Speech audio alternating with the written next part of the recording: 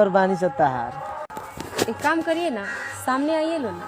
लो भौजी। बंद करिए, मुंह खोलिए और खोलिए और खोलिए, खोलिए और वैसे ही रुकिए हमारे।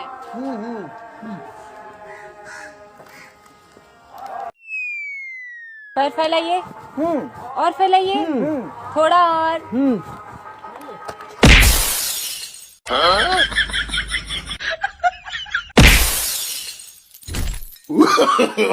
नो नो नो नो। अरे आइए ना, आइए ना, आइए, मजा ले लीजिए। रे तोर मौगी बड़ा सेवा करती है रे। हमार मेरा रु सेवा दूसरा के करती है। को मत बहुत इज्जत सत्कार कइलो सियो बे हां तो हमहू जाते नहीं अपन सेवा करवाए।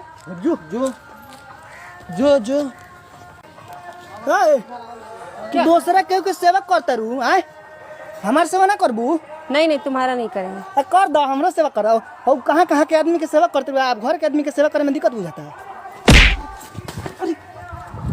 सेवा चाहिए, सेवा चाहिए, चाहिए सेवा, चाहिए सेवा तुमको। चाहिए सेवा तुमको, चाहिए सेवा, चाहिए सेवा।